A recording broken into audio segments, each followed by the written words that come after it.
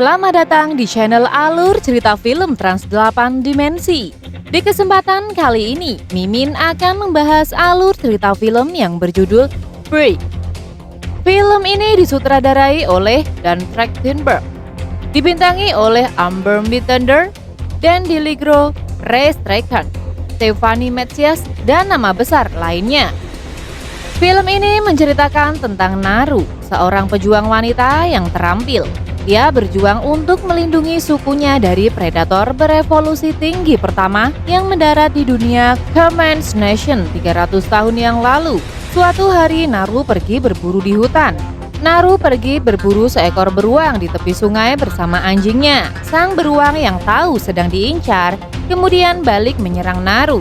Naru berlari ke sungai dan menyelam. Ia muncul di tepi sungai, tepatnya di bawah sarang berang-berang. Ketika beruang tersebut hampir meraih kakinya, tiba-tiba beruang itu tewas karena terkena serangan misterius.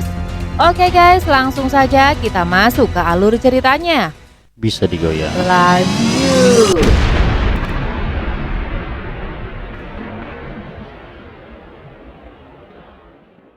Di awal film, pada tahun 1719, terlihat seorang gadis dari suku Comanche bernama Naru yang sedang berlatih dengan kapak pemberian mendiang ayahnya. Saat sedang berlatih, Naru dan anjingnya yang bernama Sari melihat seekor rusa yang membuat mereka bekerja sama untuk menangkapnya guys. Saat sedang berburu, mereka dikejutkan dengan suara yang cukup keras yang berasal dari atas langit. Terlihat awan hitam yang menggumpal dan secercah cahaya yang muncul di antaranya. Naru pun menganggap hal itu adalah Thunderbird, pertanda ia sudah siap menjadi seorang pemburu. Padahal benda bersinar itu sebenarnya adalah sebuah pesawat luar angkasa yang baru saja menurunkan makhluk predator. Naru diketahui sebagai gadis yang dilatih untuk menjadi tabib seperti ibunya. Tidak heran jika Naru sangat ahli dalam hal obat-obatan herbal. Namun akhir-akhir ini, Naru malah ingin menjadi seorang pemburu seperti mendiang ayah dan juga kakaknya yang bernama Tabe. Hal itu sebenarnya membuat Tabe cukup khawatir karena dunia pemburuan sangatlah keras dan juga berbahaya. Saat menjelang malam, Naru diminta untuk mencari tanaman obat oleh ibunya. Setelah kembali mengambil beberapa tanaman obat, Naru melihat Tabe dan beberapa lelaki seperti terburu-buru mengejar sesuatu. Rupanya salah satu pemburu bernama Puhi diketahui sedang terluka karena diserang oleh seekor singa, yang auto membuat mereka bergegas untuk pergi memburunya.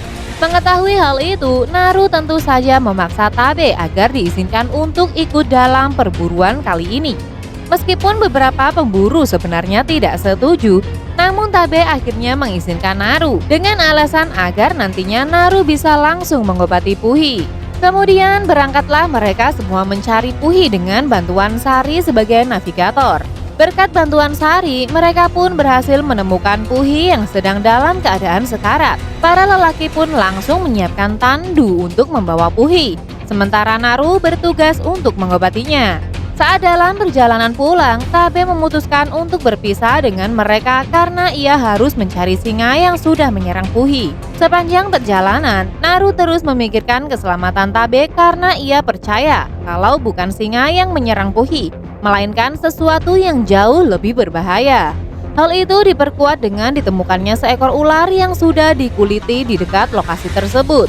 Di mana hal seperti ini tentu saja tidak mungkin dilakukan oleh seekor singa. Khawatir akan keselamatan Tabe, Naru pun nekat untuk pergi menyusulnya. Ia yang baru pertama kali berburu terlihat panik di tengah kegelapan malam. Namun Tabe dan salah satu temannya akhirnya berhasil menemukan Naru.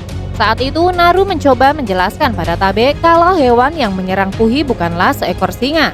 Namun Tabe tidak mempercayainya dan tetap akan berburu singa malam itu juga. Naru dan salah satu pemburu lainnya lalu bersiap di atas pohon, sementara Tabe akan menyiapkan sesuatu untuk memancing kedatangan singa tersebut. Saat sedang menunggu di atas pohon, seekor singa tiba-tiba datang dan langsung menyerang pemburu yang ada di sana. Dengan mulut penuh darah, singa itu pun berjalan perlahan dan mendekati Naru. Naru yang ketakutan tidak sadar telah mundur terlalu jauh sampai ia pun terjatuh dari pohon dan pingsan tak sadarkan diri. Beberapa saat kemudian, Naru terbangun dan melihat sang ibu sedang menggunakan obat untuknya. Ibunya berkata kalau Naru pingsan saat berburu, jadi Tabe menggendongnya sampai ke rumah dan sekarang ia sudah kembali ke hutan untuk berburu singa. Beberapa saat setelah meneguk obat dari sang ibu, ia pun mendengar semua orang berteriak menyambut kedatangan Tabe yang datang membawa tubuh seekor singa dengan kepalanya yang terpenggal. Kepala suku dan para penduduk langsung bersorak bangga karena keberhasilan Tabe menaklukkan singa itu. Berkat keberhasilan itu, sang ketua suku bahkan menobatkan Tabe sebagai ketua perang. Naru yang masih belum yakin memutuskan untuk pergi berburu dan mencari predator yang sesungguhnya. Ditemani Sari, Naru pun menyusuri hutan sambil menyelidiki beberapa bukti tentang si predator. Mulai dari jejak kakinya yang panjang dan besar sampai beberapa bekas cakaran yang ada di beberapa pohon. Di lain sisi terlihat si predator yang sebenarnya. Predator itu bisa membuat dirinya tak terlihat sehingga ia bisa dengan mudah membunuh mangsanya. Kepala serigala itu kemudian dipanaskan dan disimpan sebagai souvenir. Sementara Naru di tengah perjalanannya, ia pun menemukan sekumpulan mayat bison yang sudah mati dan dikuliti. Hal itu pun membuat Naru semakin yakin kalau ada predator yang sudah melakukan semua ini. Setelah Naru pergi dari tempat itu, si predator menemukan jejak yang ditinggalkan Naru di dekat mayat bison. Predator itu pun penasaran dengan sosok Naru dan memutuskan untuk mengikuti jejaknya. Dalam perjalanannya, Naru tiba-tiba terjatuh di kawasan lumpur penghisap. Dengan kapaknya, ia pun mencoba menggapai semak-semak agar ia bisa menarik diri keluar dari lumpur itu. Beberapa kali gagal, tidak membuat Naru menyerah begitu saja. Ia pun memanfaatkan lemparan terakhir dengan sangat baik, sehingga berhasil selamat dari lumpur penghisap itu. Karena tubuhnya dipenuhi lumpur, Naru pun memutuskan untuk membersihkan diri di sebuah sungai. Setelah membersihkan diri, Naru melihat seekor beruang yang sedang menghabisi mangsanya di tepi sungai tersebut. Perlahan Naru pun menyiapkan anak panahnya dan bersiap memanah si beruang. Di mana mayat beruang itu rencananya akan dijadikan bukti untuk ditunjukkan pada Tabe dan ibunya sebagai pertanda kalau Naru sudah layak menjadi seorang pemburu. Namun saat ia akan memanah, tali busur panahnya tiba-tiba patah, sehingga si beruang itu pun mengetahui keberadaan Naru. Di saat itu, Sari mencoba mengalihkan perhatian si beruang agar Naru bisa pergi menyelamatkan diri. Namun karena kurangnya pengalaman berburu, keduanya pun malah berakhir sebagai mangsa. Naru yang pasrah memutuskan untuk masuk ke dalam perangkap ikan agar beruang itu tidak bisa menggigitnya. Dalam kondisi ketakutan, Naru pun melihat si beruang sedang bertarung dan predator yang sosoknya tidak terlihat. Naru baru bisa melihat tubuh si predator saat si beruang telah dibunuh dan darahnya mengalir menutupi tubuh si predator. Naru yang menyaksikan hal itu lantas kabur menyusuri sungai dengan mengikuti arusnya. Setelah itu Naru pun melanjutkan perjalanan sambil memikirkan bagaimana caranya membunuh si predator. Di tengah perjalanan itu, Naru bertemu dengan beberapa pemburu suku Komansi yang dikirim untuk mencarinya. Naru kemudian menjelaskan kepada mereka tentang si predator. Namun para pemburu itu lagi-lagi tidak mempercayainya. Karena Naru terus memaksa untuk pergi, para pemburu pun terpaksa menggunakan cara kekerasan untuk membawanya pulang. Tanpa mereka sadari, semua itu ternyata disaksikan langsung oleh si predator. Sebelum pulang, para pemburu yang kelelahan memutuskan untuk beristirahat sebentar sambil menunggu salah satu di antara mereka yang ingin buang air besar. Saat itu mereka pun mendengar suara dari arah semak-semak. Naru yang masih ketakutan memperingatkan mereka kalau itu mungkin adalah si predator. Namun saat memburu memanah ke arah semak-semak, yang mereka temukan ternyata hanyalah seekor kelinci. Dengan tertawa mengejek, salah satu dari mereka pun mengambil kelinci itu dan menunjukkannya kepada Naru. Namun tak lama kemudian, 3 laser merah tiba-tiba terlihat di tubuh pemburu tersebut. Di mana sinar laser itu adalah pertanda datangnya serangan dari si predator berupa 3 anak panah yang langsung menancap di tubuh pemburu tersebut. Karena mereka semua tidak bisa melihat tubuh si predator, para pemburu yang lain pun merasa sangat panik dan ketakutan, bahkan kebingungan. Saat itu mereka sempat berhasil memanah tubuh si predator sehingga separuh tubuhnya pun akhirnya bisa terlihat. Sosok predator yang sudah membunuh banyak hewan terlihat seperti alien yang sangat mengerikan. Tubuhnya penuh dengan senjata yang bisa dia gunakan untuk membunuh mangsanya. Saat para pemburu sedang bertarung melawan predator, Naru pun memutuskan untuk kabur melarikan diri.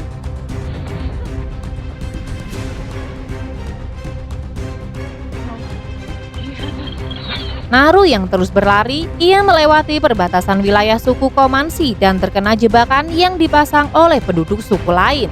Suku yang diisi oleh pendatang asal Prancis itu kemudian menemukan Naru dan membawanya ke tempat mereka. Saat malam tiba, Naru terbangun dalam keadaan sudah terkurung. Melihat mantel yang digunakan oleh pemimpin suku, Naru pun sadar kalau mereka ternyata adalah orang yang sudah menguliti para bison. Yang artinya selain si predator, para penduduk suku itu ternyata juga adalah orang-orang jahat. Setelah itu, salah satu dari mereka pun mencoba berbicara dengan Naru dan menanyakan apakah Naru mengetahui sesuatu tentang si predator. Saat itu Naru enggan menjawab pertanyaan mereka. Sampai akhirnya Naru melihat Sari dan Tabe yang juga menjadi tawanan mereka. Tubuh Tabe lalu disayat dan mereka berdua dijadikan umpan untuk memancing kedatangan si predator. Beberapa saat menunggu, si predator pun akhirnya datang dan langsung membunuh beberapa pemburu di sana. Tabe yang ketakutan kemudian berpikir kalau mereka berdua adalah target si predator. Namun Naru mengatakan kalau si predator tidak mengincar umpan, yang artinya si predator hanya akan membunuh orang-orang yang ia anggap sebagai ancaman kepada si predator. Itulah mengapa saat di sungai sebelumnya, si predator tidak membunuh Naru, melainkan membunuh si beruang. Sementara itu, si predator pun melihat berhasil ditangkap berkat jebakan yang dibuat oleh para pemburu. Namun berkat semua senjatanya yang canggih, predator itu pun berhasil lolos dan membunuh semua pemburu yang mencoba menangkapnya.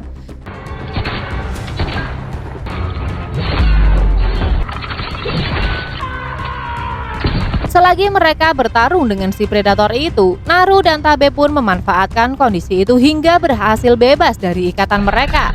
Tabe pun bergegas mengambil kuda, sementara Naru bertugas menyelamatkan Sari. Berkat semua latihannya selama ini, kini Naru menjadi jauh lebih kuat sehingga ia berhasil mengalahkan beberapa pemburu yang sudah menangkap Sari. Setelah berhasil membebaskan Sari, seorang penduduk suku tiba-tiba datang dan meminta pertolongan Naru untuk mengobati kakinya. Dan sebagai imbalannya, si penduduk itu akan memberikan pistol untuk Naru dan mengajarkan Naru bagaimana cara menggunakannya. Setelah mengobati si penduduk, predator itu pun tiba-tiba bergerak mendekati tempat itu, yang auto membuat Naru terpaksa bersembunyi dan meninggalkan penduduk tersebut. Si penduduk itu kemudian menyelamatkan diri dengan berpura-pura mati dan triknya pun ternyata berhasil membuat si predator tidak bisa mendeteksinya.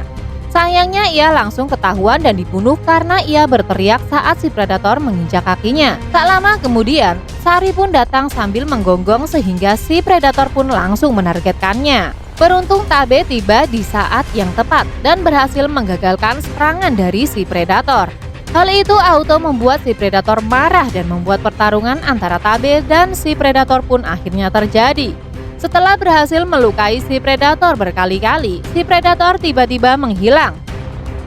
Yang membuat Tabe dan Naru merasa kebingungan karena sudah tak bisa melarikan diri. Jadi Tabe pun meminta Naru untuk pergi meninggalkannya. Dan benar saja, dari belakang Tabe, cakar si predator tiba-tiba menancap di tubuh Tabe dan muncullah sosok si predator di belakangnya. Tabe yang masih hidup berusaha menahan si predator dan memberikan waktu untuk adiknya agar bisa menyelamatkan diri. Kematian Tabe tentu saja membuat Naru sangat sedih dan juga terpukul. Terlebih semua ini terjadi karena egonya yang sangat ingin menjadi seorang pemburu. Namun semua perjuangan Tabe akan ia manfaatkan sebaik mungkin agar bisa membunuh si predator. Pada malam harinya, Naru sengaja memancing kedatangan predator agar ia bisa mengambil bagian dari tubuh predator tersebut.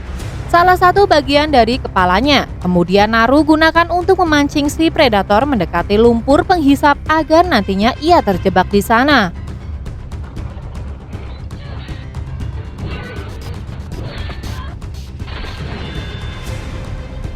Berkat kerja sama Naru bersama Sari, mereka pun berhasil menenggelamkan si predator dan membunuhnya dengan pantulan senjatanya sendiri.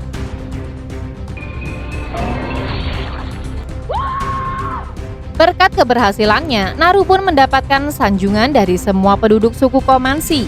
Bahkan kini Naru diangkat jadi kapten perang yang baru menggantikan posisi Tabe kakaknya guys. Itulah alur cerita film Break yang dirilis tahun 2022 guys. Terima kasih telah menonton video ini. Jangan lupa guys dukung kita dengan cara klik tombol like and subscribe. Lalu share video ini ke semua akun media sosial kalian, supaya channel ini semakin berkualitas dalam menghibur kalian. Dan jangan lupa nyalakan tombol lonceng ya, supaya kalian bisa jadi penonton pertama dari tayangan channel ini guys. Salam Trans 8 Dimensi.